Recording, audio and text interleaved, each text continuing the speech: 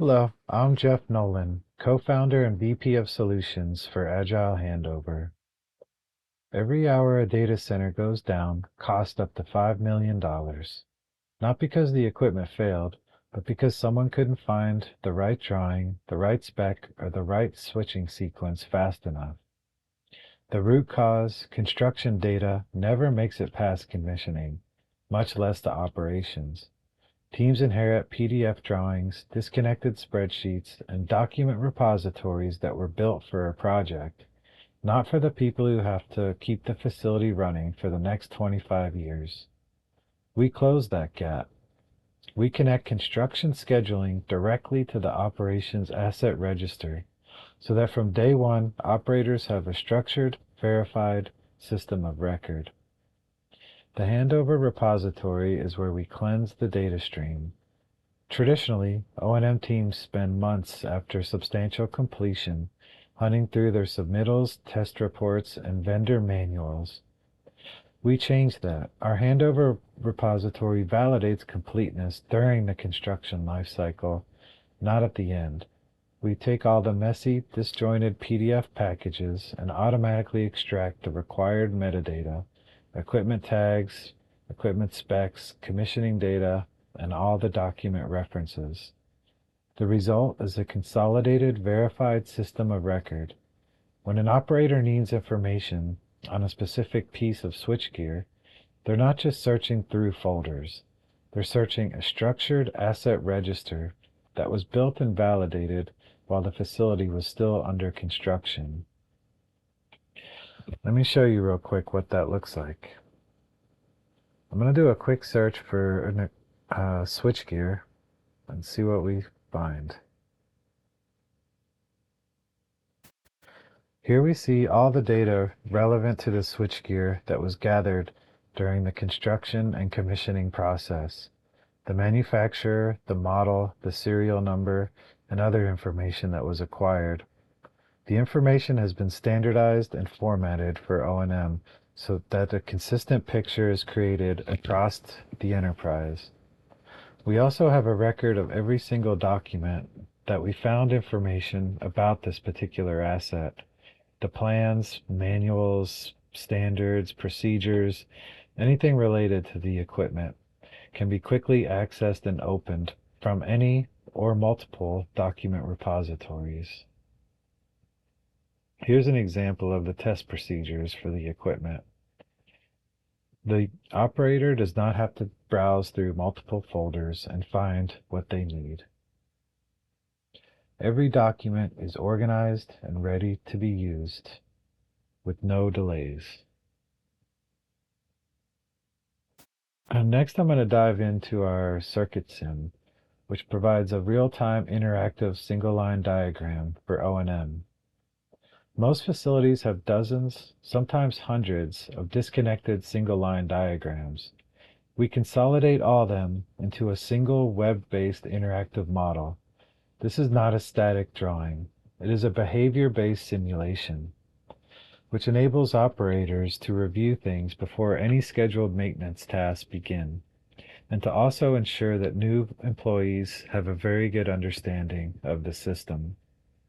We're replacing "I think this is the path" with "I know this is the path."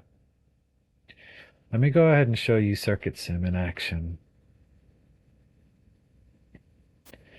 So here's an example of a site distribution layout where you can quickly see the building 1 is fed by generators and building 2 is powered by battery backup. We can have multiple buildings for one site at a really high level to get a large scale picture of what's going on at the site. Next, I'm going to zoom into building A and we'll take a look at the network. This shows the switch gears coming in being powered by 2 different sources down all the way in to the network racks, all the data center racks, the network operations center, as well as the mechanical cooling towers. We work with people to make sure we have the level of detail needed to ensure the proper training. I'm going to enable the interactive model, and you can see how our system responds in real time.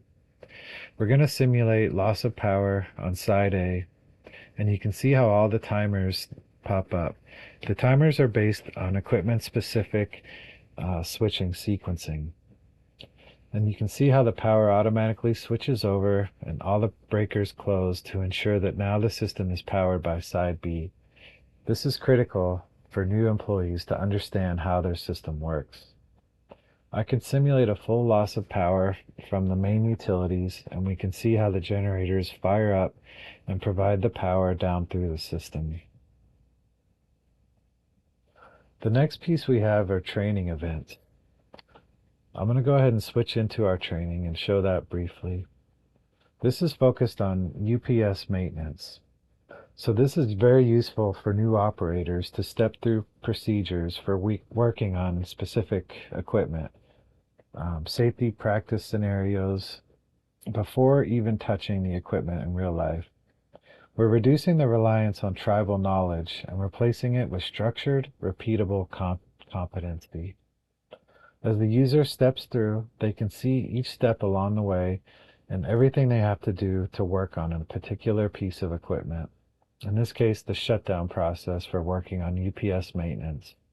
You can see we now have the equipment fully isolated, as well as all the steps needed to complete the work.